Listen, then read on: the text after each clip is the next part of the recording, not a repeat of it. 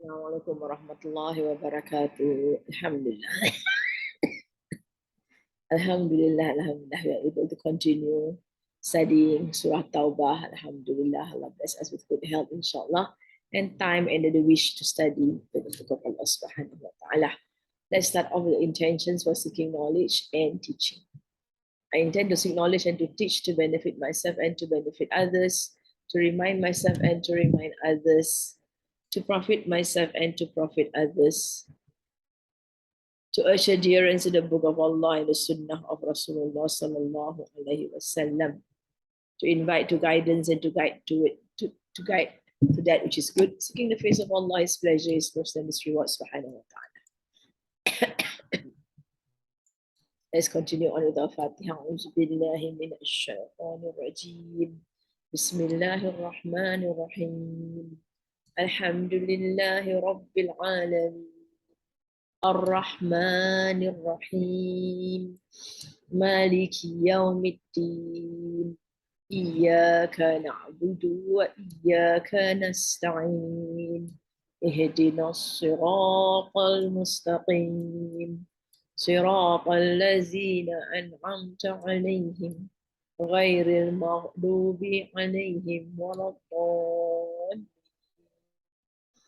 آمين. بسم الله الرحمن الرحيم اللهم نور بالقرآن بصري واشرح به صدري وأطلق به لساني واستعمل به بدني وقوي به جناني وأسرع به فحمي بحولك وقوتك فإنه لا حول ولا قوة إلا بالله العلي لا حول ولا قوة إلا بك يا أرحم الراحمين والصلاة على سيدنا محمد وعلى آله وصحبه أجمعين بفضل سبحانك ربك رب العزة عما يصفون وسلام على المرسلين والحمد لله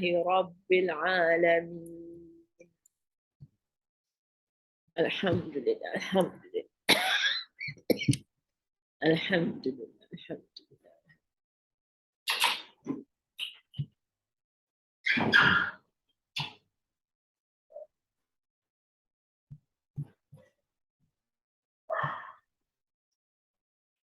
Ayat surah Taubah. Bismillahirrahmanirrahim. Rabbi shrah li sadri wa yassir li amri wa hlul 'uqdatam min lisani yafqahu qawli. You recap verses 31 to 33. We did 3 verses last lesson. They take their scholars and monks as their rabbis, says Allah and the Messiah, son of Mary. So, where the the Christians also sometimes take the scholars and monks as their rabbis. This is a definite an understanding that the word of their Rabb, they take it even though it might go against the word of Allah subhanahu wa ta'ala. That is considered as taking them as rabbis. And of course, when the Isa, son of Maryam, is concerned, they really consider him as God. Some of them consider him as God. Some consider him as son of God, and all those denominations that they have of Isa alayhi salam. They were enjoined to be a slave of Allah only. So they were told to do that, just be a slave of Allah and not to anyone else. There is no God but He.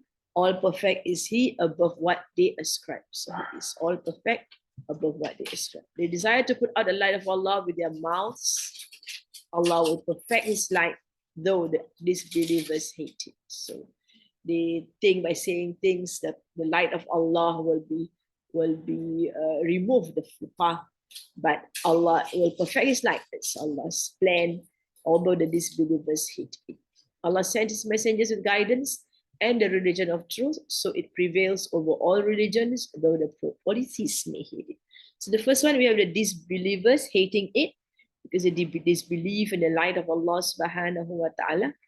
And the next one, we have the polytheists hate it because the truth, the religion of truth, is against all form of polytheism. All right, let's continue. Ya ayyuhalladzina amanu inna kathiran minal الأحبار والرهبان لا يأكلون أموال الناس بالباطل. Ya ayyuhalladzina amanu, all those who believed. We know this word, we have seen this so many times. Inna, surely, kathiran. We know the word kathir is a lot. Kathiran, a lot, actually most. Minal ahbar. Okay, ahbar are scholars. Ahbar, they have knowledge, they are called ahbar.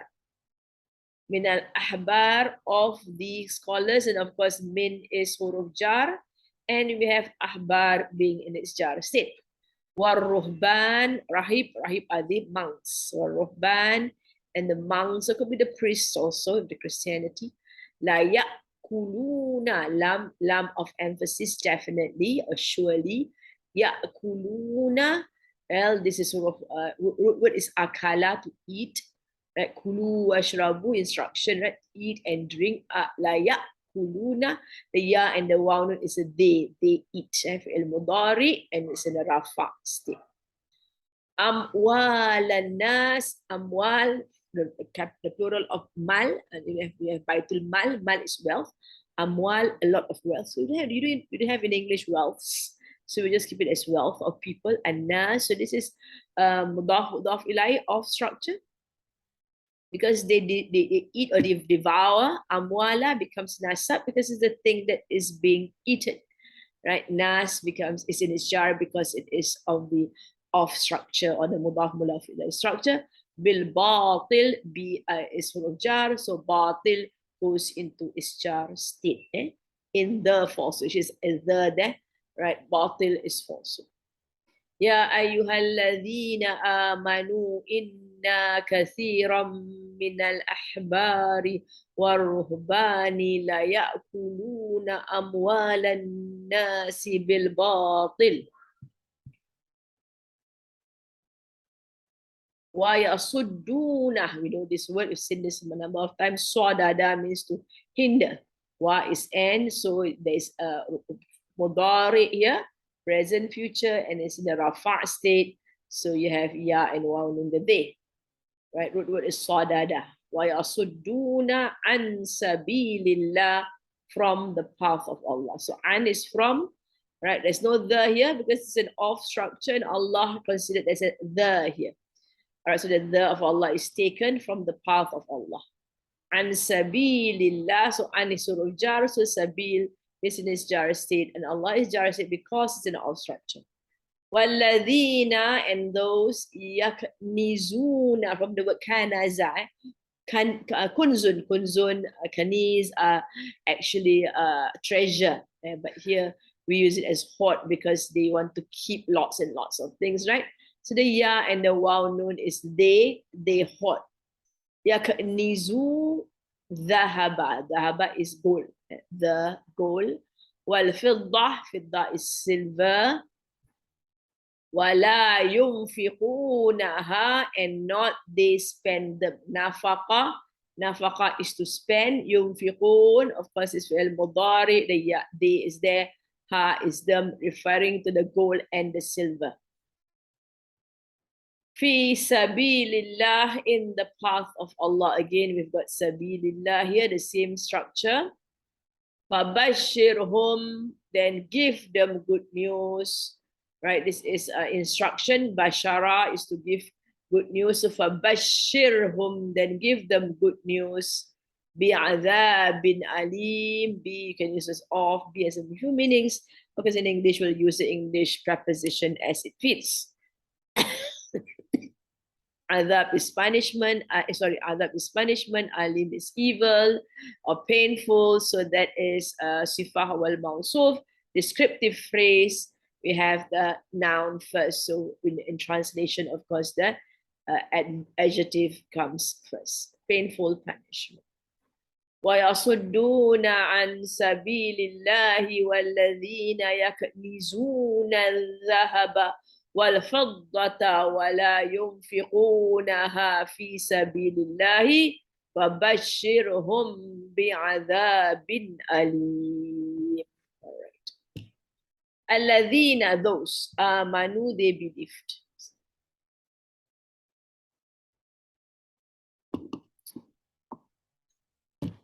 O you who believe.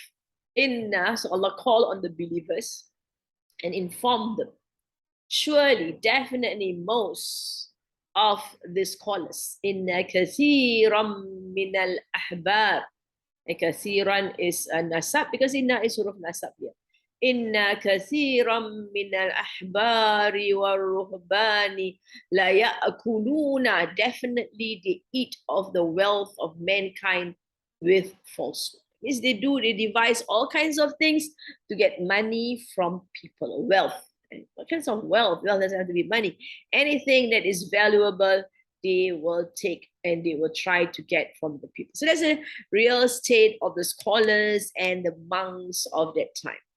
So these rabbis and monks used to devour the people's properties falsely in different forms and without having a lawful permission as follows. So these are the different ways in which they take money from the people. They used to conceal some of the facts of the religion of Messiah salam, and Musa salam, in order that people would not convert to the new religion, Islam, which put their interest in danger and caused their presence to be seized. All right, presence to cease actually. All right, now what is this? This is the rabbis. So rabbis, of course, when we talk about rabbis, we always talk. So we consider them as Jews. And Jews are rabbis. The knowledgeable people of the Jewish community are called rabbis. Monks, normally Christians have got monks, or monks and priests and such. So what they do is that they conceal their height. Some of the facts of the religion of Isa and Musa, so that people would not convert to the religion, which put their interest in danger and cause their presence to be seized. So they see themselves as, they have a position, being a monk, right? And they fear that by people accepting Islam, then they would lose out, right? Because of their people do give them presents and things, right? And but with Islam, then they might not be special anymore. So they just don't want people to become Muslims. By bribery from people, they invalidated the right and confirmed falsehood in place of right. And thus they judged falsely in benefit of the cruel and the strong. So they were not fair. They actually hide things. They actually were easily bribed to make rulings that are not fair, that are not according to the laws of God.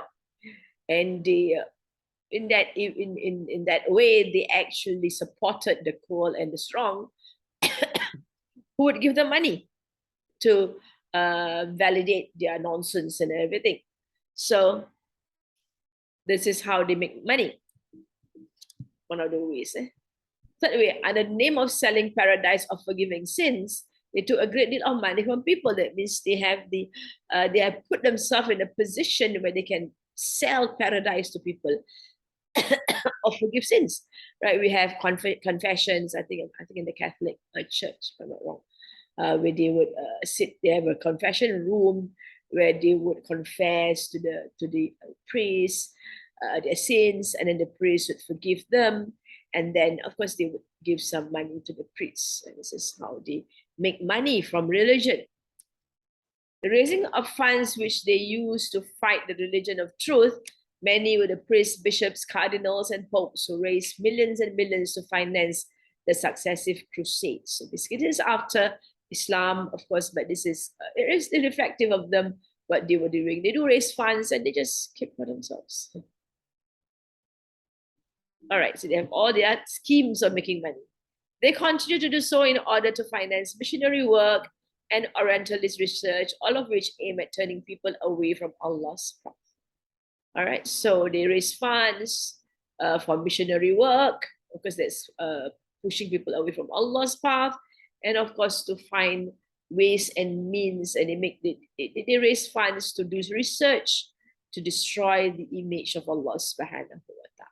The image of Islam. Allah says that, right? They try to destroy the image of Islam with the words of Allah, the religion of Allah with their mouths. That means they're not really very, very effective, right? All right. Kathiram min al-ahbari wa-ruhban, as Allah says. Most of the, not all, most. It's very important to note that, so we don't make a sweepy statement, generalize, and say, oh, all these scholars and monks and rabbis are all money-minded people.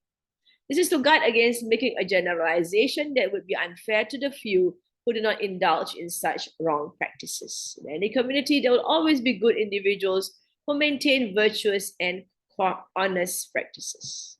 Allah will never do any injustice to anyone. That is why Allah puts the word kathiran, but it's a lot of them, right? Not most of them, not a few, but most of them. But there are still those who are good, who would protect the religion of Allah, who would disseminate true religion of Allah, and will not take money without take money falsely.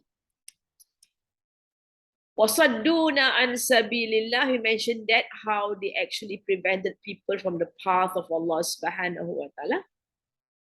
They conceal facts about Rasulullah sallallahu alaihi wasallam, or they denounce the actions of Rasulullah sallallahu alaihi wasallam. We see this quite a lot in Medina, where the Jews find faults with Rasulullah sallallahu alaihi wasallam, saying all kinds of things about Rasulullah sallallahu alaihi wasallam,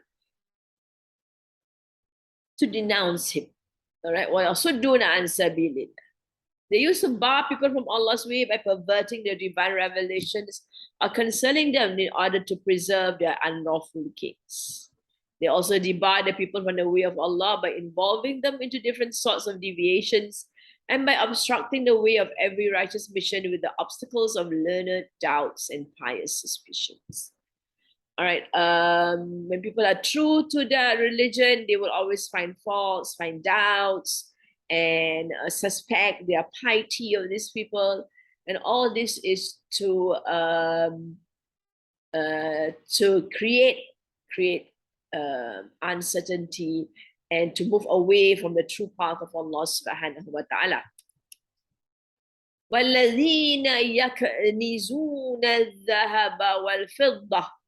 So most of them, they take money, they eat the money of people falsely, and they in their attempt, right? And one of the reasons is to prevent people in the path of Allah subhanahu wa ta'ala, and they hoard gold and silver.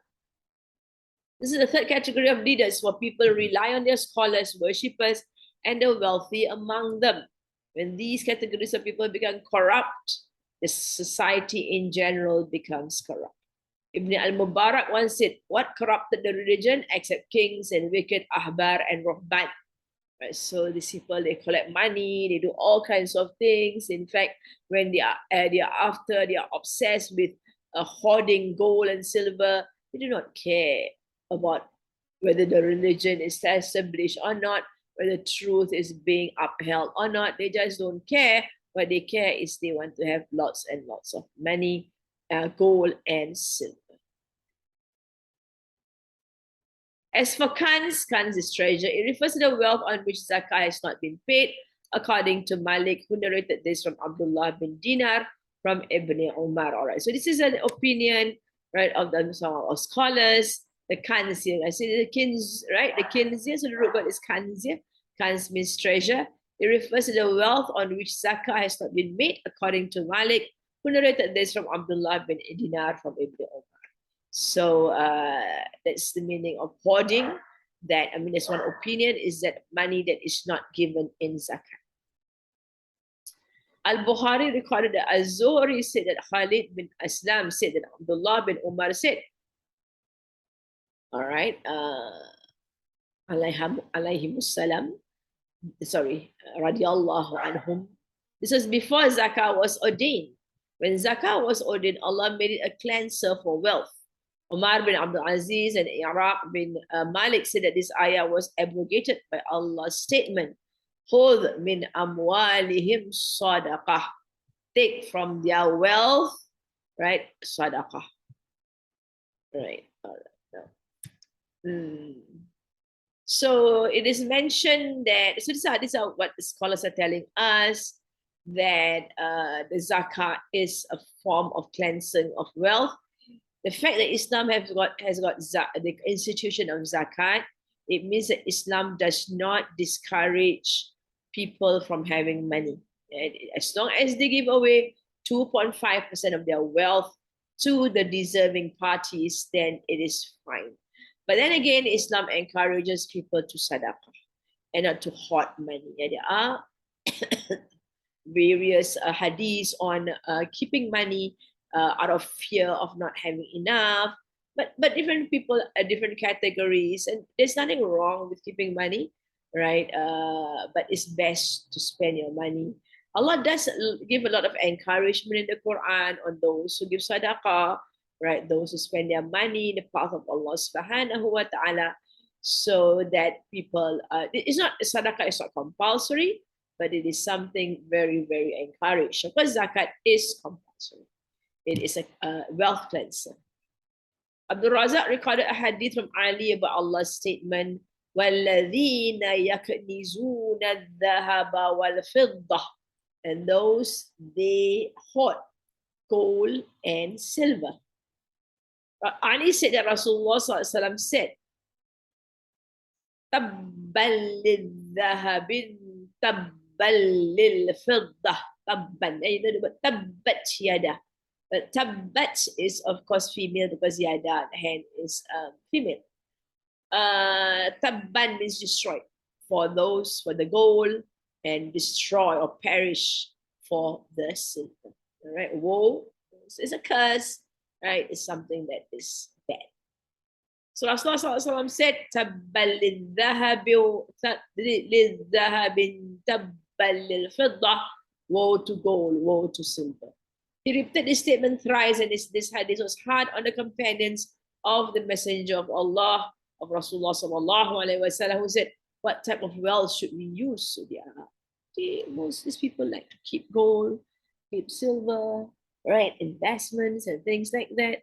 So some of these Sahabas are very rich, and they keep all these things. So they get worried because Rasulullah is cursing them 3 times. He said that, "Tabbal lil-dhahabin tabbal lil-fiddah." Umar said, "I will find out for you." And he asked, "Ya Rasulullah sallallahu alaihi wasallam, your statement was hard for your companions." They asked, "What wealth should we use?" Rasulullah sallallahu alaihi wasallam answered, "Lisanan zakiran wa qalban shakiran wa zawjan tu'inu ahadakum ala dinih." A tongue that is always remembering, lisanan zakiran, and a heart that is always appreciative, wa qalban shakiran, wa zawjatan tu'inu ahadakum ala dinihi, and a wife that helps one of you implement his religion. So this is wealth where the Prophet is concerned, right? Don't bother about any kind of wealth. Having a tongue that is always in a state of zikr is wealth. That it enriched by that. Having a heart that is always appreciative, always in a state of thankfulness, is wealth. Having a wife that pushes you and encourages you to do to Allah subhanahu wa ta'ala, the religion of Allah, and that is wealth. وَلَا يُنْفِقُونَهَا فِي سَبِيلِ اللَّهِ.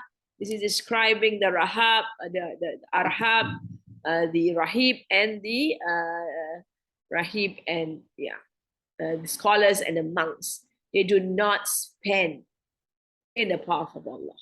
They are not interested in spending in the path of Allah. They're not interested in giving sadaqah to the poor.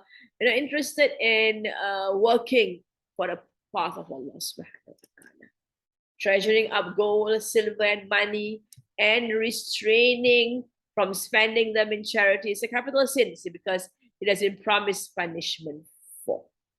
So we are not supposed to keep, and do not spend them in charity, right? We will be questioned about the money that we have. It is mentioned that the Rahman ibn Auf, Sahaba of Rasulullah sallallahu alaihi wasallam, once, he's a very, very rich man. Rasulullah sallallahu alaihi wasallam has mentioned that if Abdul Rahman is concerned, right, money comes to him. Even if he overturn a rock, he'll find gold underneath it. In fact, on his deathbed, he closes his hands for fear that if it's open, right, money would just fall on his hands and he would not know what to do with it because he's dying.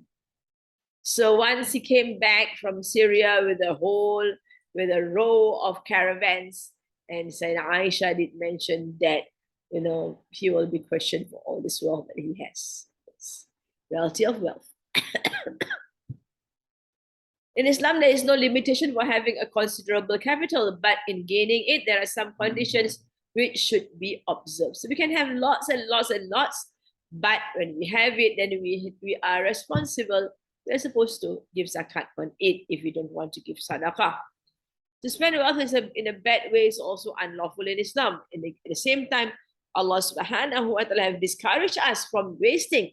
As Allah subhanahu wa ta'ala is mentioned in the verse in the Quran, it says, Al-Mubadhiru ihwani shayateen, the spenders, right? Those who spend a lot and waste, they are the friends, they are the brothers of the shaitan.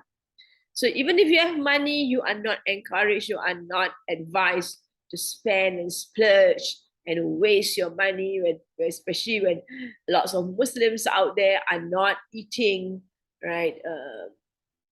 We have been warned against closing our eyes in helping those less fortunate Muslims out there. Treasuring up wealth is a social calamity, and worse than that is greed. While worse than this is concealing and storing wealth, since it produces a lot of difficulties for the society.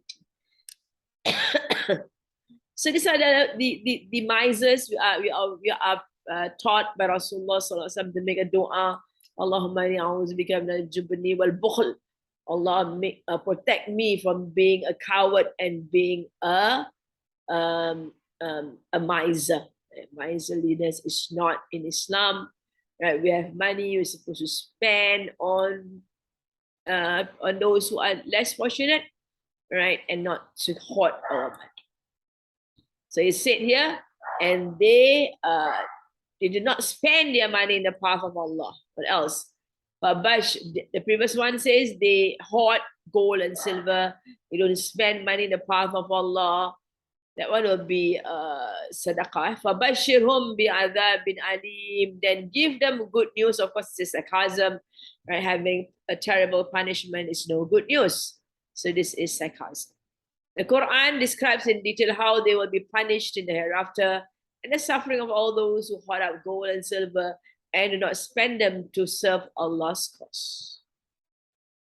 All right. Yawma yuhma. Yawma, a day. Some translators put the day. Yuhma. We can see this is passive because it's U and R there. Is heated. Mudari, the ya is there.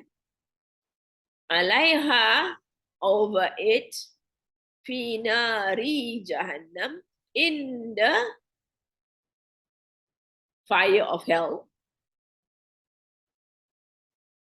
A fi is sort of jar, nari is in a jar state, but if it's an off structure, we would expect jahannam to have been in the jar state, or to see a kasra here, but there's no kasra because jahannam do not go into having do not have kasra. It's fixed at mu, at dhamma and fatha. And jahannam. How? Fatukwa biha jibahuhum wa junub, and branded, then branded is like fire, and branded by it. Fatukwa biha, by it, jibahuhum, jibah is foreheads, hum is their foreheads. Wa junubuhum, junub is sides, where they are, and their sides. Wa dhuhuruhum, and their backs. Wa here, right? These things are being branded by it. Jibahuhum, wa junubuhum, wa dhuhuruhum. Yawma yuhma alayha fi nari jahannama فَتُكْوَى بِهَا جِبَاهُهُمْ وَجُنُوبُهُمْ وَظُهُورُهُمْ هذا ما كنزتم. هذا, this, ma is what? Kanaztum is fi'il madi. The tum that you know, you must know by now, is a fi'il madi, referring to the tum is the one who does things, and kanaza is to treasure up or to hoard. You hoarded, past tense. لِأَنفُسِكُمْ, for yourselves. Sorry, not themselves, for yourselves. For yourselves. Plural, for yourselves. لِأَنفُسِكُمْ فَذُوقُوا. Dhawq is to taste, an instruction here. فِعِلْ عَمَر. Fa is then, ذُوقُوا, then taste. A lot of people is asked to taste. مَا كُنْتُمْ, what you were. We're talking about you, referring to a lot of yous here. مَا كُنْتُمْ, what you were. تَكْنِزُونَ, hoarding. Ta and waw noon there. فِعِلْ مُضَارِعِ. Rafa instead. Kanaza is hoarding. هذا ما كنزتم لأنفسكم فذوقوا ما كنتم تكنزون. On the day when that will be heated in the fire of hell, with it will be branded their foreheads, their flanks, and their backs. This is the treasure which you hoarded for yourselves, the taste of what you used to have. All right, so as it tells us, reminds people of this day, Yauma yuhma, heated over them, Finari Jahannam, in the hellfire. Heated over them in the hellfire. There is a saying that goes, he who covets a thing and prefers it to Allah's obedience will be punished with it. So they are going to be punished with their gold and their silver, things which they keep. Because hoarding money was better to these people than Allah's pleasure, they were punished with it. They're not interested in spending in the path of Allah. Right? They keep and they get money. First, the money they get is haram. Then they are no interest in spending in the path of Allah subhanahu wa ta'ala. Right? And they keep it for themselves. So this is what's going to happen. Right? The fire will be, whatever treasures they keep will be in the Jahannam. Fatukwa biha, then branded by them, jibahuhum, so the jibah will be branded. Wa junubuhum, and the sides. Wa dhuhuruhum, and the back. The scene is portrayed in full detail, with the whole operation described from its first step to its conclusion. Thus, the sin is deliberately made to linger in our minds so that we contemplate it longer. So first, it goes to the head, forehead, and then the sides, and eventually the back. All will be burnt. As we listen, we wait for the heating up to be completed. Then we see it red hot and gathered in readiness. Now the suffering starts with foreheads being branded. Remember, means taking a fire and putting it on your head. That's why they are branded. When they brand animals, they mark the animal by using a hot metal, so that the animal's skin is burnt, and then the animal will be acknowledged to belong to a certain person. So the gold and silver will be used to brand them. It's going to be hot gold and hot silver, marking them on their foreheads. When all the foreheads have been branded, those who are being punished are made to turn on their sides, that they can be branded there as well. With that over, they are made to turn yet again in order to brand them a third time with a red hot gold and silver on their back. So this is a punishment they get. Punishment with the very gold that they use. هذا ما كنزتم لأنفسكم. This is what you hoarded for yourself. Very stingy, you are miserly, you keep everything, you're not interested, you're after wealth, but after gold and silver, and even it is haram, we go for it. So Allah says, this is what you keep. So he's talking here to those people who are being punished in hellfire. As a result of their deed, they should taste what they use to treasure and find the evil consequence of it. When this type of the punishment is completed, they are severely rebuked. So this is what you ordered for yourselves. It is the very thing you were keen to have and keep for your pleasure and enjoyment. It is now a means to inflict on you this grievous punishment. Fadhuqu, and taste ma kuntum taknizun, what you were hoarding. Taknizun. Money was precious to those who hoarded it in this life. Keep and keep and keep, and so afraid that the money would run out, so much so that many people, many Muslims, do not pay zakat. Therefore, money will produce the worst harm for them in the hereafter, when it will be heated in the fire of Jahannam, whose heat is quite sufficient, and their forehead, sides, and back will be branded with it. It's going to be a very painful situation for all who are in this state, right? They will be branded forehead, sides, and back. Imam Abu Ja'far ibn Jari recorded that Tha'uban said that Rasulullah SAW used to declare, Man taraka ba'dahu kanzam muthtilalahu yawmal qiyamati shuja'an aqara'a lahu zabibatani yatba'uhu wa yaqulu waylaka ma anta فيقول أنا كنزك الذي تركته بعدك ولا يزال يتبعه حتى يلقمه يده فيقدمها ثم يتبعها سائرا جسده. Whoever leaves a treasure behind on which he did not pay the zakat, then on the day of resurrection, his wealth will be made like a ball-headed poisonous male snake with 2 black spots over the eyes. So the wealth will be turned into a poisonous snake. The snake will follow him and he will say, woe to you, woe, who are you? So the person will ask the snake, who are you? Woe to you. The snake will say, I am your treasure that you left behind. I will keep following you until a man gives it his hand. The snake will devour it and then devour his whole body. So the person will not die, right? He will be reincarnated, reborn or recreated again, and he will suffer this on and on and on and on till the end of the world. All right, let's recite.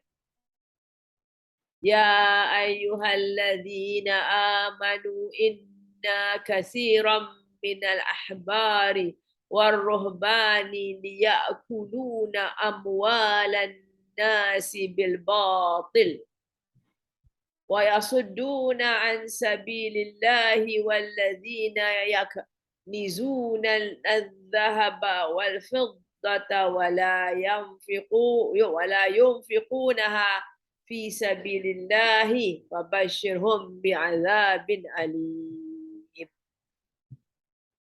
يوم يحمى عليها في نار جهنم فتكوى بها جباههم وجنوبهم وظهورهم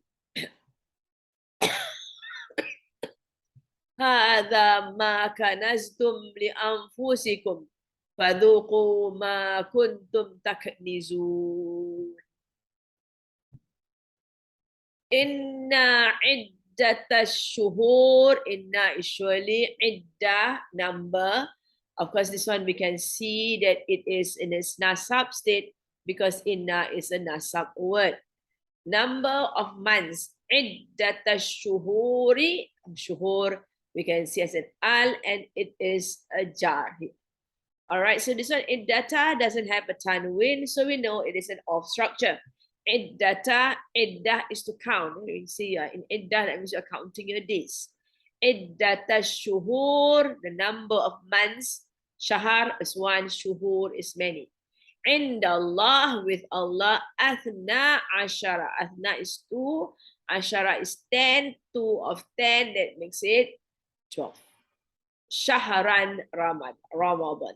Shuhur, Shahar, is singular. Shahran, a month.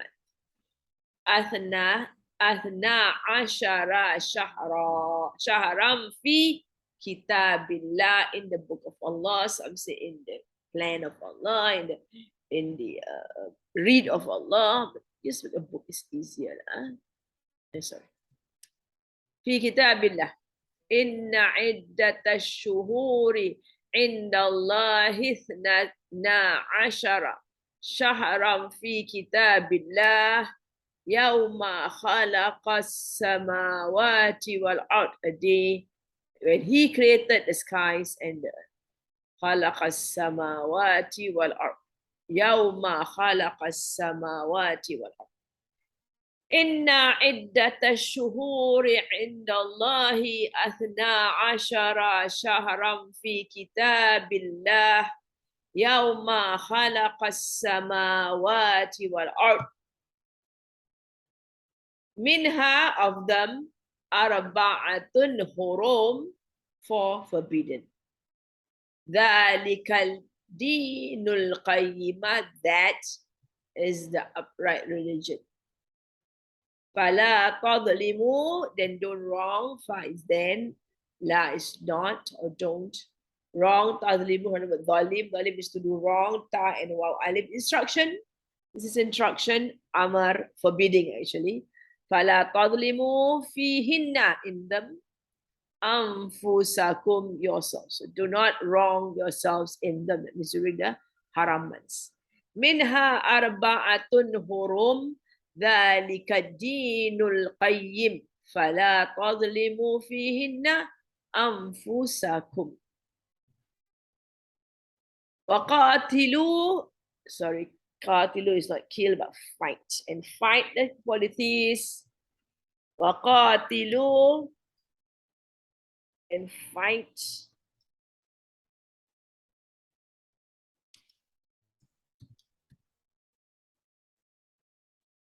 fight al-mushrikina, the polytheists.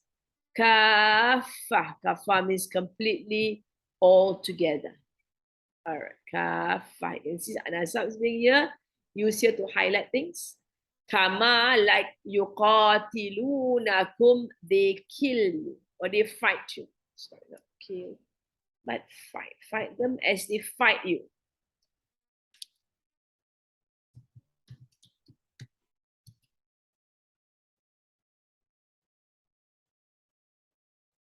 Fight them as they fight you, kafa, completely or altogether. Wa'alamu, and know, alimu, alim is to know, wa'alamu, and know, annallaha, that Allah, ma'al muttaqin, with those of taqwa. Ma'al muttaqin, those of taqwa. So waqatilul mushrikina kafa. Kama yuqatilunakum kaffah wa'lamu anna Allaha ma'al muttaqin. Alright, Allah tells us, surely the numbers of months with Allah is 12. 12 months. These months are ordained by Allah subhanahu wa ta'ala. 12 months make a year. These are the lunar months. This has been mentioned to refute the practice of Nasi, whereby the pagan Arabs increased the number of the months of a year to 13 or 14 to enable them to interpose in the calendar the forbidden month which has been made lawful by them. So basically, there is the Arabs, this is to affirm that with Allah, there's only 12 months. No such thing as 13 months or 14 months, as and when you like them, you just add months to it. Only 12 months is with Allah subhanahu wa ta'ala. And we should abide by the months. Fi kitab billahi yawma khalaqas samawati wal ard, in the book of Allah. So this 12 months is written in the book of Allah, in the Lawh Mahfuz. Right, a day he created the skies, the day, he created the skies and the earth. So on that day, when he has created all the skies, the seven skies and the earth, right? You can find this in the book of Allah. He has decided on this 12 months that make a year, and also to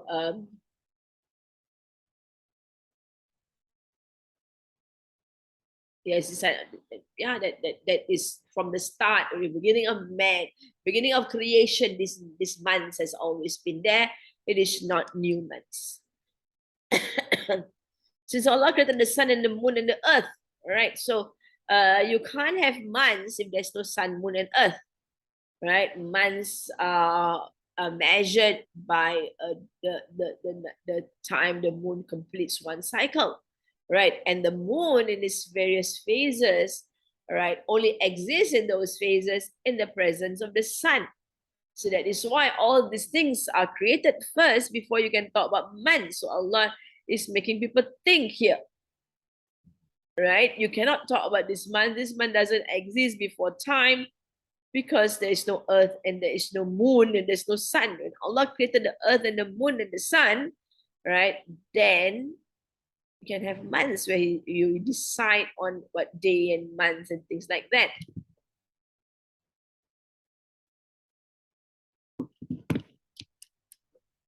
And the new moon takes place only once in a month. Yeah, so that's a month. A month in the Islamic calendar, a month might have 29 or 30 days. You do not fix the month, right? I mean, as in England, in the Gregorian calendar, you've got like January must be 31 days, and then you've got February 28 or 29 days, 29 if it's a leap year, and then the other months you got 31, March, April, 30. So there are a number of days being fixed, but where the moon is concerned, where we are concerned, when we look at the moon, when you see the first moon, and that's sometimes the moon takes about 29 days to complete its cycle. Sometimes it takes about 30 days to complete its cycle. Wallahu alam, not really very sure about that part about 29 and 30, but sometimes the first moon appears even before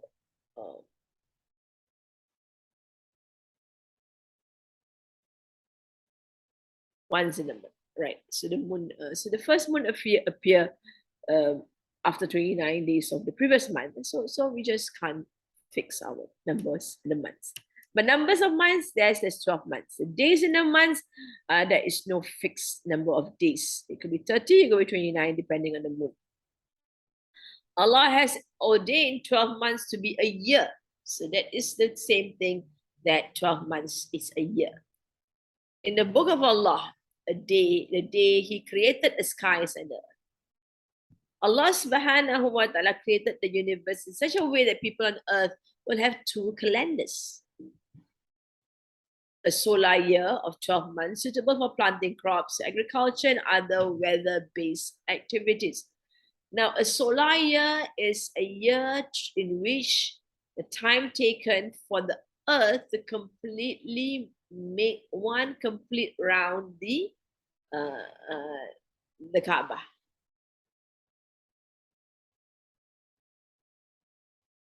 All right. Sorry. A year is a time where the earth rotates around the sun. One complete rotation. That is a year in the solar calendar, solar year. And a 12-month lunar calendar for acts of worship and other Islamic social activities. So they have differentiated these two different types of years. The solar year is suitable for planting crops, agriculture, and other weather-based activities. Now, the solar year, these 12 months, all right, in different parts of the world, different climates occur.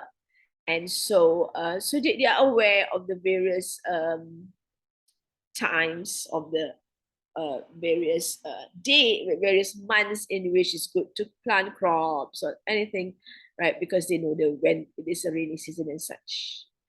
Right? For the lunar calendar, it is shorter than the than the normal calendar, the Gregorian calendar, because it's mentioned lunar calendar is 29 or 30 days in a month, whereas the Gregorian calendar has 31st and 30th. I mean, some of us still might not remember all the number of days in the various months of the Christian era. The Christian in the Christian era is concerned, they come out with number 365, and the sun takes 365 and a quarter days to go around. Sorry, the moon takes 365 and a quarter days to go around the sun. Right, so that 365 and a quarter days, they remove the quarter and keep it at 365, and that's where they allot the days to the different months. All right, so we've got January 13, 31st, 31 days and things like that. All right.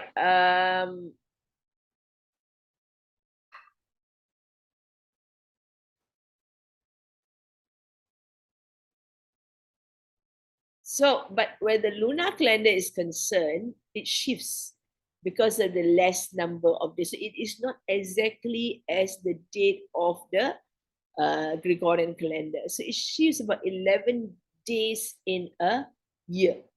So if, for example, those who follow the lunar calendar, the Muslims, our Eid is on this year. Last year, our Eid was around maybe 4th of April. So the year after, the Eid will be 11 days back. That means it will be about 23rd of March. All right. In His ultimate wisdom, Allah subhanahu wa ta'ala also made the lunar year shorter than the solar year, so the acts of worship and Islamic social activities move around the solar year, coming in different seasons so that people perform these activities in all kinds of seasons and all kinds of weather in 33 years. What is he saying? He's saying that every 33 years, right, you will almost get the same Islamic calendar. For example, for example, a person is born on the 10th of Muharram. All right, 10th of Muharram. Next year, that birthday 10th of Muharram will shift about 11 days, right? So, as we mentioned, we've got 365 days in a year. We will divide that by 11 or 12. Sometimes it's 11, sometimes 12. And then we will see that it takes about 33 years, all right, for it to come back to 10th of March. Let's see, 10th of March. Let's say, so the person is born on the 10th of April. Next year, it goes into, the birthday is no more in April. The Islamic birthday is no more in April, but the Islamic birthday into March. And then next year, it goes into, that one will be maybe 31st March or 30th March. And then it goes into 19 March, and it goes back and back and back and back.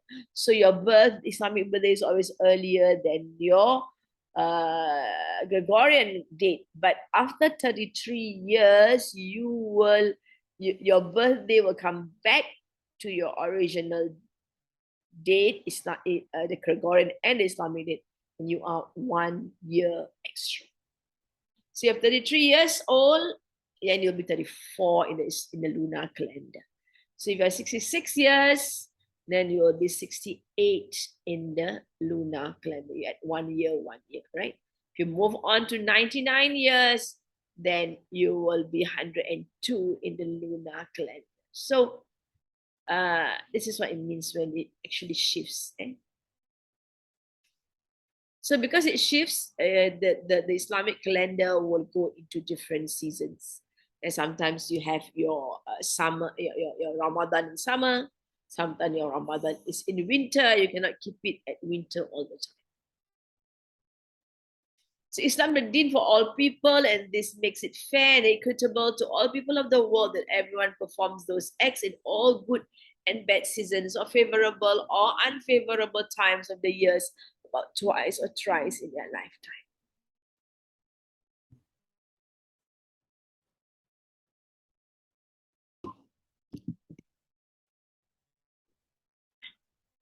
because of the shift, right? So you would go back to the original, as mentioned, 66 years, and if thrice 99 years, you might not be able to that. Now 33 is possible, as twice you have the celebration on the same date. And then if it's 66, then you have another celebration there, right? If you are 66, then you have 99, you've got four. So maybe most people will not reach 99 anyway.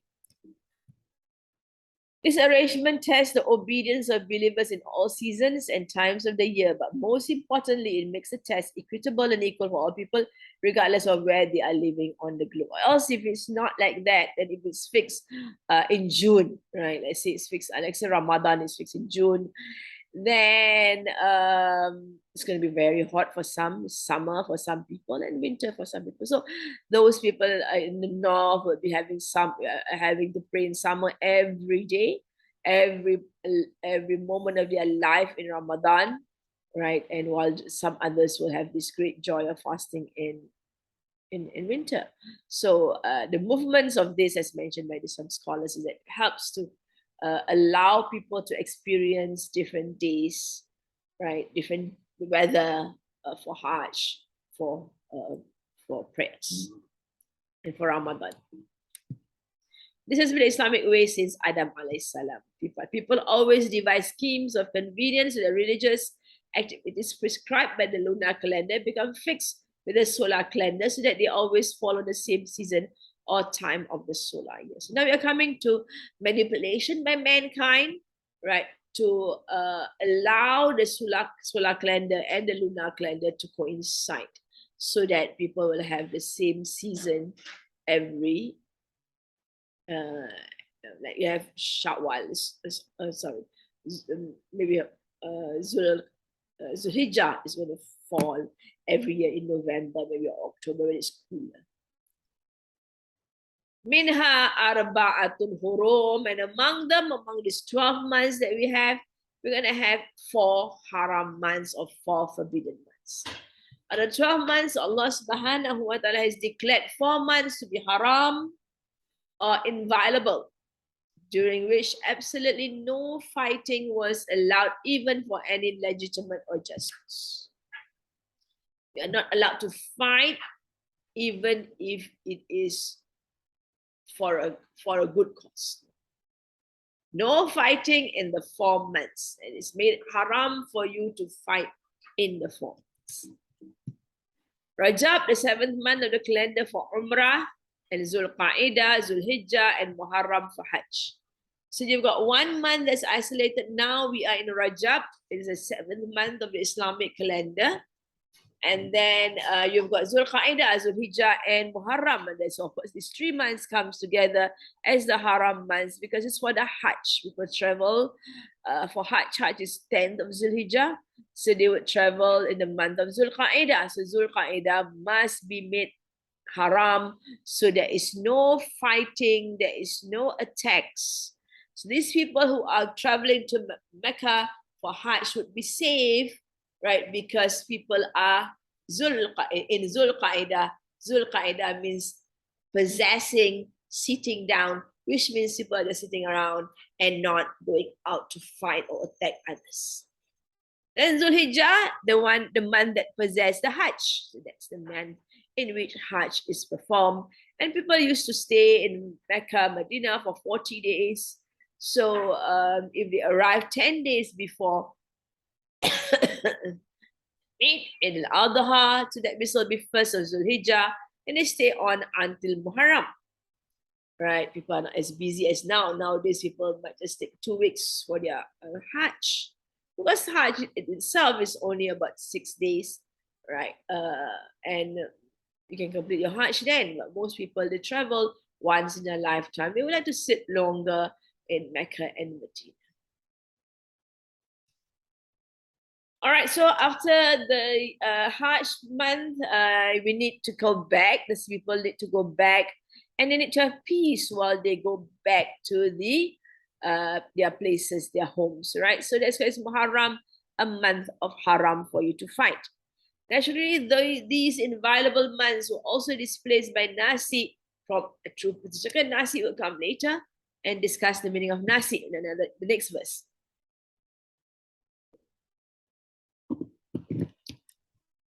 Although they still observed the inviolability of the 4 months, in reality, the real inviolable months were respected some years, while violated due to discipline in other years. This is what it is, right? Yes, Allah has mentioned it's 4 months as haram months, right? So they do observe these months as haram months. However, they change the months about. After 32 years, they will correspond back to their real place. So if you, the reality of these months, they will come back to its original date after 32 years. Imagine 32, 33 years, but it's around there. Allah subhanahu wa ta'ala ordained the matter such that the year the Prophet performed the Hajj, the months and dates had revolved back to their true place. All right, that means it is the somehow they make changes that these Arabs that to change months and everything. But Allah has ordained that when Rasulullah performed the Hajj, he performed it on the exactly on the 9th Zulhijjah, 10, 8, 9, 10, 11, 12, 13. It's always 8. We set off to Arafah instead of Mina, to Mina. Stay one night in Mina, then from Mina move on to Arafah. The 9th is Uquf, so they stay in Arafah from. They must be there before Zuhur, and they will have to Uquf from Zuhur all the way until sunset, until Maghrib, and then they'll travel out of Wuquf and they go back to Mina on the 10th. They go to Muzdalifah first and stay a night. Spend a night rest at Muzdalifah, and from Muzdalifah they will go to Mina. The next morning they'll wake up and go to Mina. That's it. Idul Adha, and that's where they have to throw the jamrah. And that's when after the jamrah they can shave their head, tahlul, and remove their ihram if you wish to, and then you can go to do a tawaf haji and your sa'i haji, right? All right, so that will be a 10th, and then you can stay on in Mina for 3 nights, so 10, 11, 12. So altogether 5 days, right? And as Allah subhanahu wa ta'ala, despite the changes made by the Arabs on the dates, Rasulullah actually did his Hajj on the exact date of Zulhijjah. It's a bit more complex here, trying to explain this difficult situation.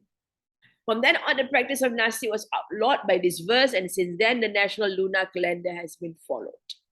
All right, so there is no such thing as changes. We'll go on to this Nasi later on. All right, it is clear that this sanctity started when the pilgrimage was ordained as a duty of it at its appointed time, every year since the time of Ibrahim and Ismail. So as we know, the manasi of Hajj is the manasi of Ibrahim. Ibrahim alayhi salam was the one who showed us the way of the Hajj.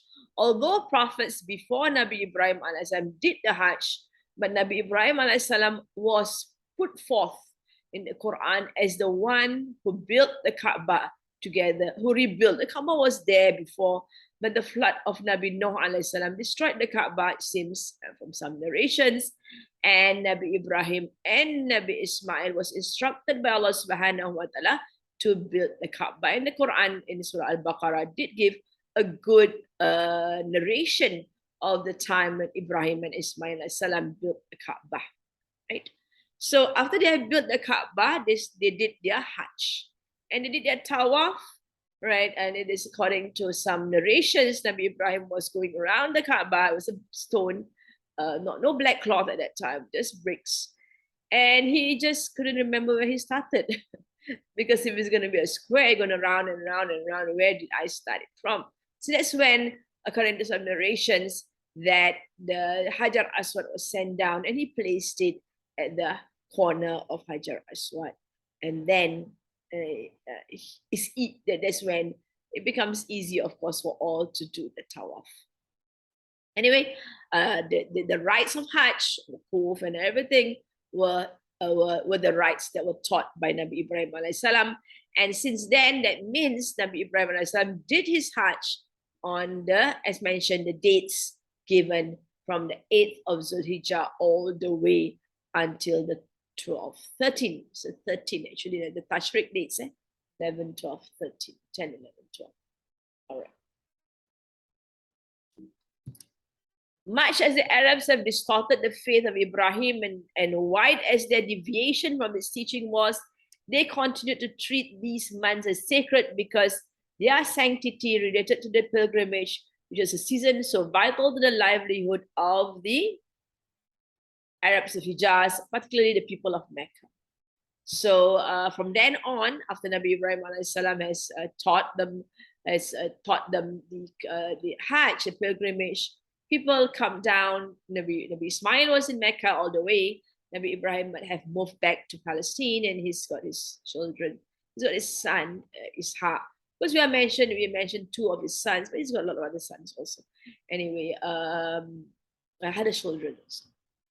So these people kept on to the practices of Nabi Ibrahim salam, although they have adulterated it, they have corrupted the ways of Nabi Ibrahim salam, but they still maintain that pilgrimage on the Wukuf on the 9th, and going to Mina, sitting in Mina, and you have the Jamra also, and all those things. Right? But they have destroyed it a lot. The Quran has mentioned a number of the various nonsensical practices that they have introduced into their Hajj rites.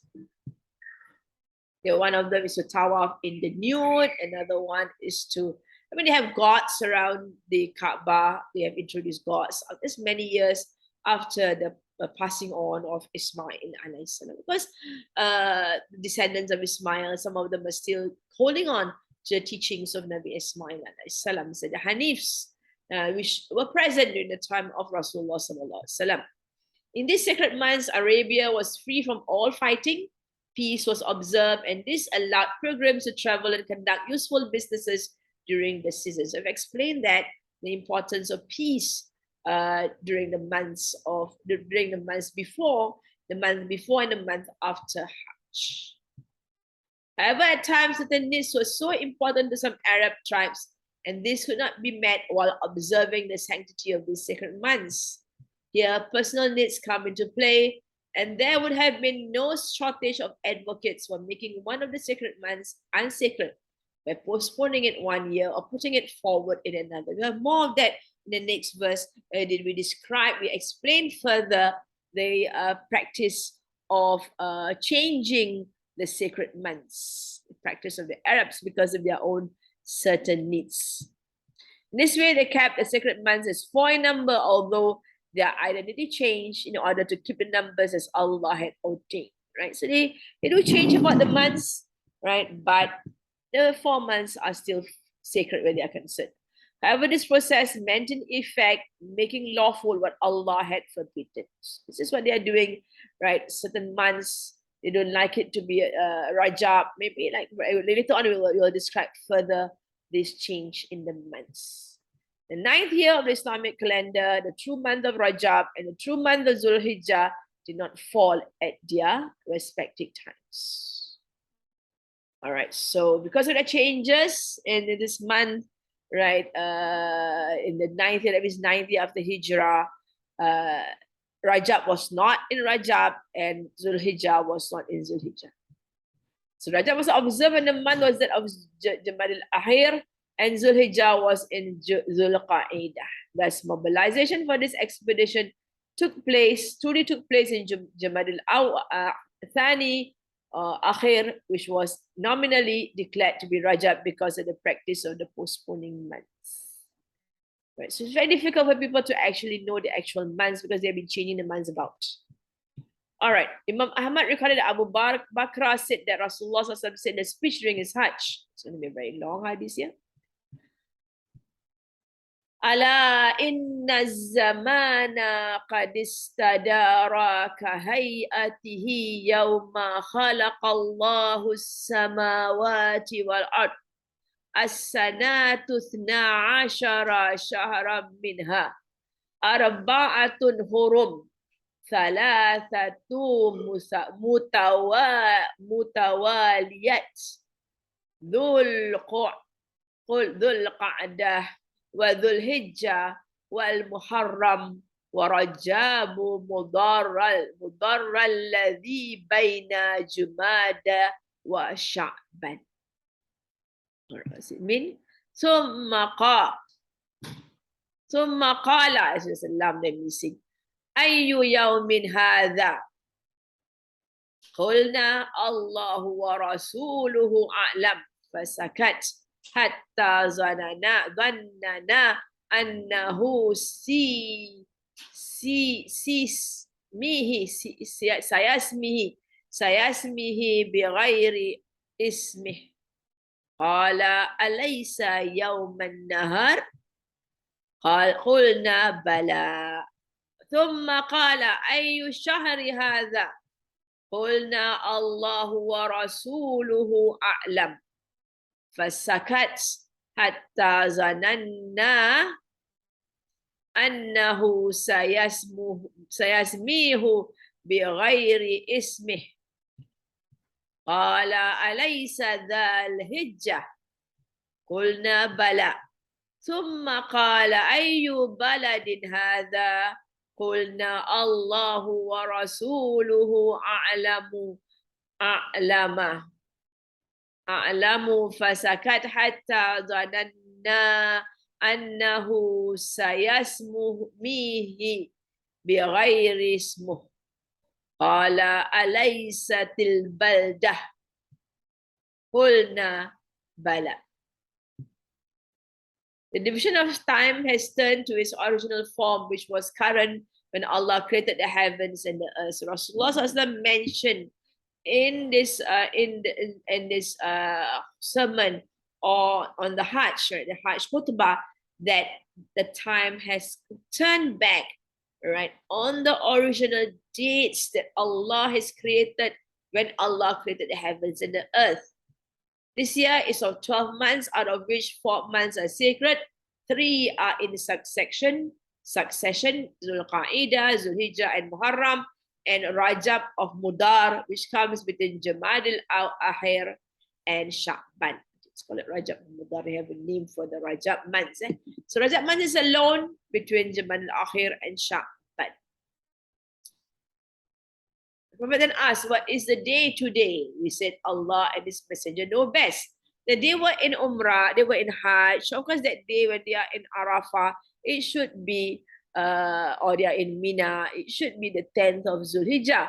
But because of the changes that has been made so many times, nobody really knows. So they replied, only Allah and the Messenger knows. He kept quiet until we thought that he might give that day another name.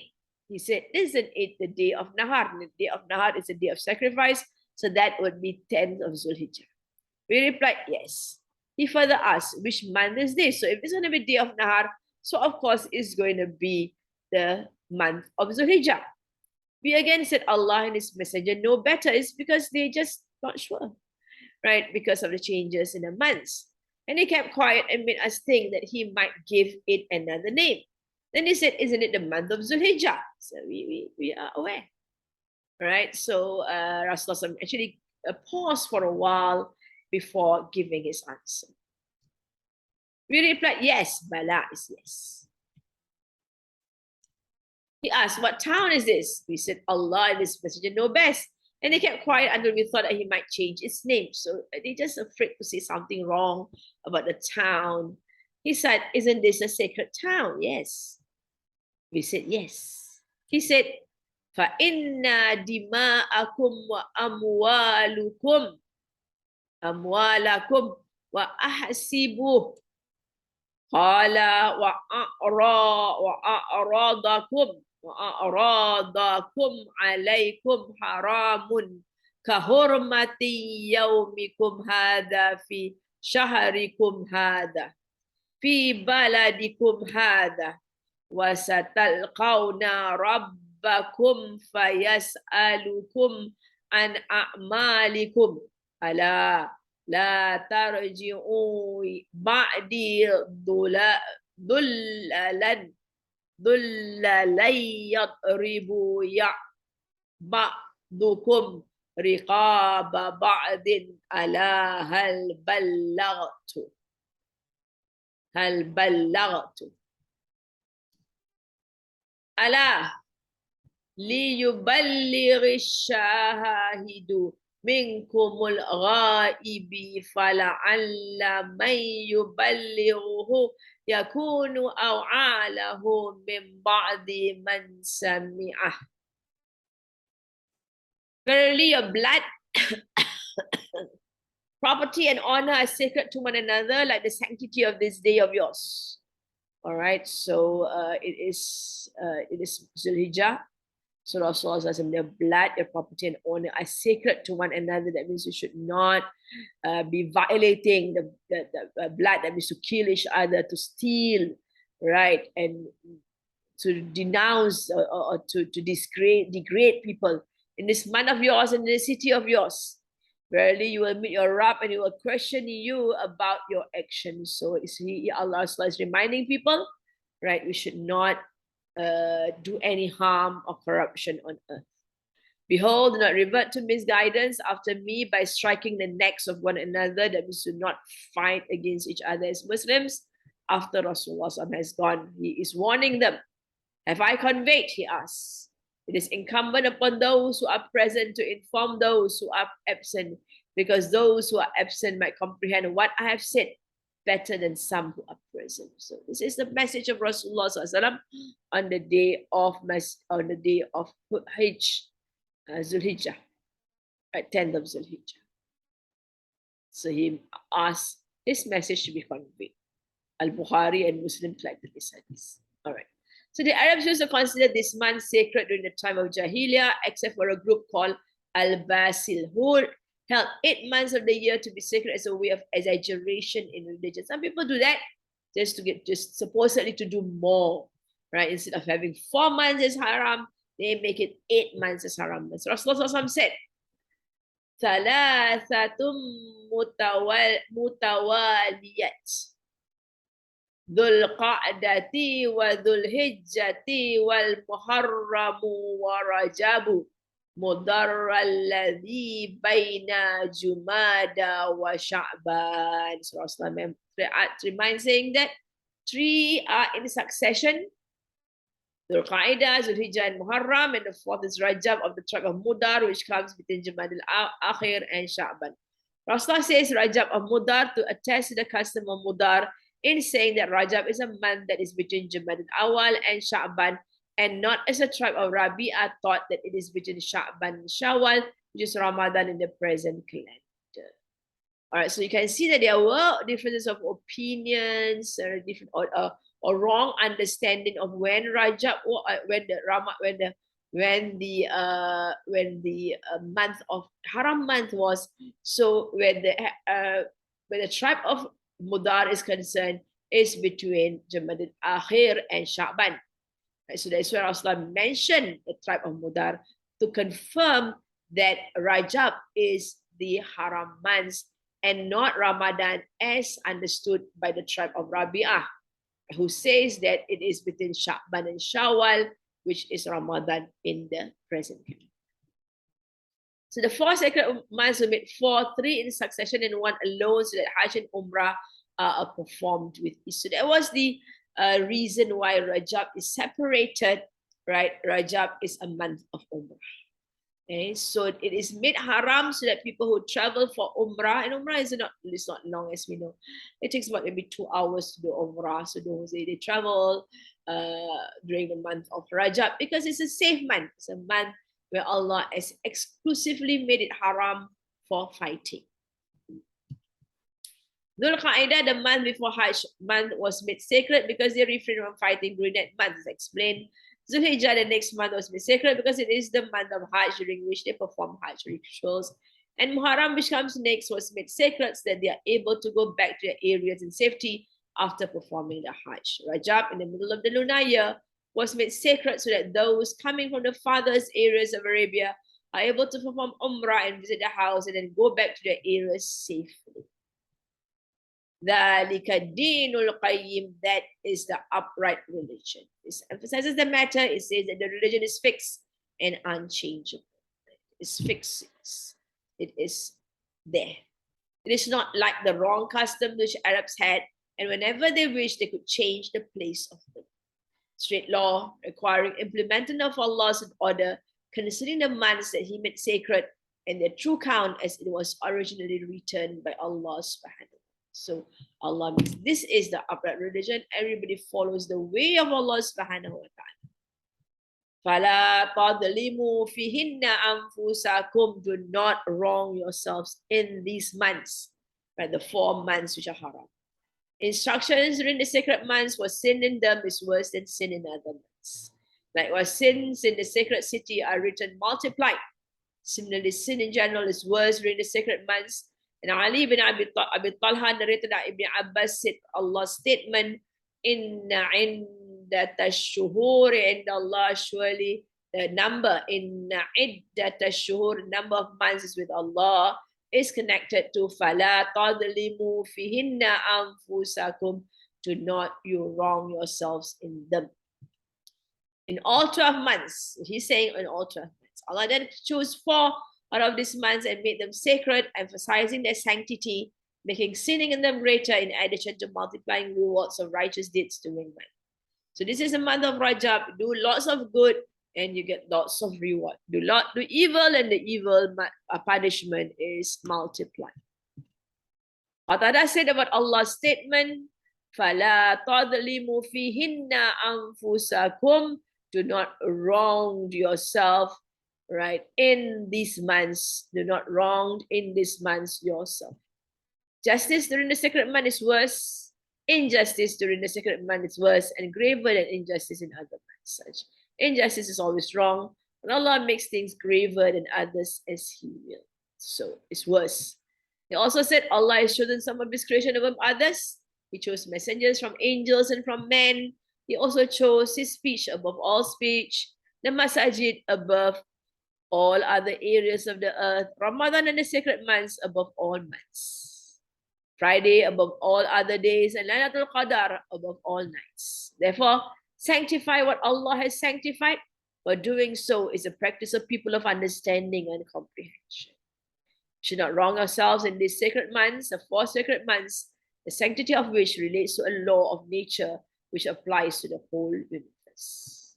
Islam makes it clear that Allah is the legislator in human life and in the universe at large. So Allah decides the months that are sanctified, the months that are made haram, and He has His reasons for making the months haram. Do not wrong yourselves by violating the sanctity of these months, which Allah has willed to be a period of peace and security for all. It's very sad. The history of Islam, we have the assassination of Sayyidina Osman occurring in Zulhijjah, assassination of Sayyidina Hussein radiallahu anhu occurring in Muharram. So these are Muharram months, and yet the Muslims have lost. Those who have assassinated Sayyidina Osman, right? They don't seem to violate the laws of Allah subhanahu wa ta'ala at that point in time. Whenever human beings violate Allah's rules, they wrong themselves because they actually expose themselves to punishment in their life to come and to fear and worry in this life when all months become a period of war without intermission. So they can change around, they fight and fight, they don't care for making peace. وَقَاتِلُوا مُشْرِكِينَ كَافَّةً. And fight the mushrikeen, all of them. كَمَا يُقَاتِلُونَكُمْ كَافَّةً. Just like they fight all of you all together. If the mushriks do not desist from fighting during these months, you should also fight them and present a united front against them, just as they put up a united front against you. So they are together fighting you. If they start off the fight, you must respond, even if it's a haram. Another fundamental fact stated here relates to that, to what has been explained in the preceding passage, which made it clear that the people of earlier revelations are disbelievers. They are grouped together with the idolaters as hostile people, whom the Muslims should fight as one united community, as they themselves do fight the Muslims altogether. So Rasulullah is reminded that even the people of the book, they would come and gang up with the idolaters, so they are considered as disbelievers because they fight against the Muslims.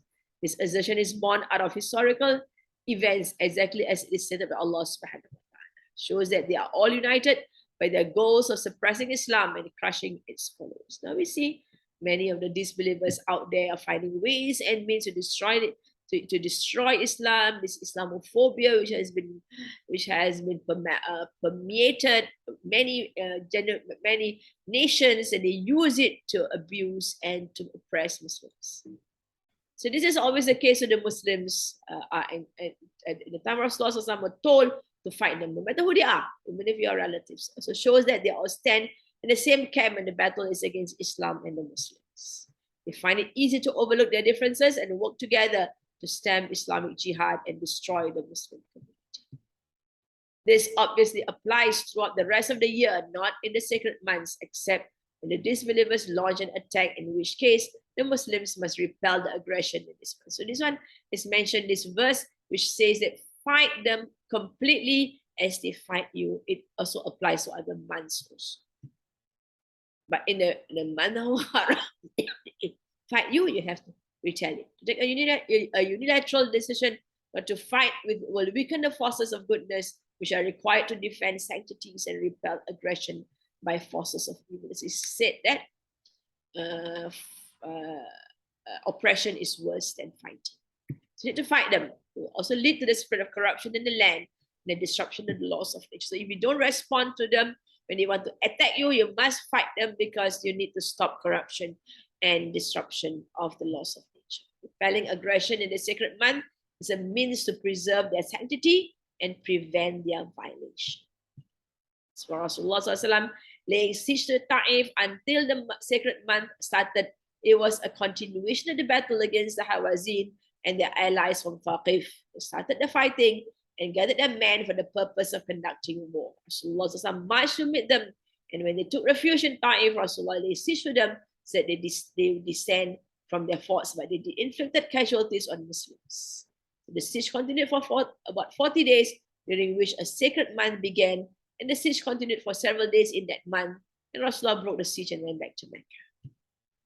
So fighting that carries over it, the sacred month, is not the same as initiating warfare during it. Allah knows best. Wa'alamu, and know that annallaha ma'al muttaqin, that Allah is with those who have taqwa. The verse implies that Muslims should know that if they keep from evil and exactly execute the teachings of Islam as people of taqwa, Allah vouches them. Allah promised their victory, because Allah is with the pious. Allah is with those who are careful, who are always on guard in obedience to Allah subhanahu wa ta'ala. Those who fear to violate Allah's sanctities or to make lawful what He has forbidden or to disrupt His laws are the ones who will be granted victory. Muslims then must never hesitate to fight the disbelievers altogether, or fear to engage in an all-out campaign of jihad. Should never do that. Theirs is a campaign of struggle for Allah's cause, in which they do not violate His rules or moral standards. So these are people of taqwa who will be there fighting for Allah's cause. They dedicate their struggles to Allah and worship Him when they are alone as much as they do when they are with other people. That means they're very careful in obedience to Allah subhanahu wa ta'ala.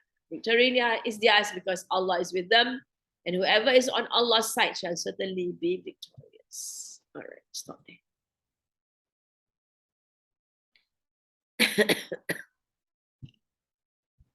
Allahumma arhamna bil Quran waj'alhu lana imaman wa nuran wa hudan wa rahmah. Allahumma dhakkirna minhu ma nasina wa 'allimna minhu ma jahilna warzuqna tilawatahu ana al-laili wa atrafan nahar waj'alhu lana hujjatan ya rabbal alamin. Allahumma astaudiuka ma 'allamtani fadudhu ilayya waqta hajati ilayhi fala tunsinihi ya rabbal alamin. Bismillahirrahmanirrahim. Alhamdulillahi rabbil alamin. Wassalatu wassalamu ala sayyidina Muhammad وعلى آله وصحبه أجمعين. ربنا انفعنا بما علمتنا، ربي علمنا الذي ينفعنا، ربي فقهنا وفقه أهلنا وقرابات لنا في ديننا مع أهل القدر أنثى وذكر. بسم الله الرحمن الرحيم. والعصر إن الإنسان لفي خسر إلى الذين آمنوا وعملوا الصالحات وتواصوا بالحق وتواصوا بالصبر. سبحانك اللهم وبحمدك نشهد أن لا إله إلا أنت نستغفرك ونتوب إليك. سبحانك اللهم وبحمدك نشهد أن لا إله إلا أنت نستغفرك ونتوب إليك. سبحانك اللهم وبحمدك نشهد أن لا إله إلا أنت نستغفرك ونتوب إليك.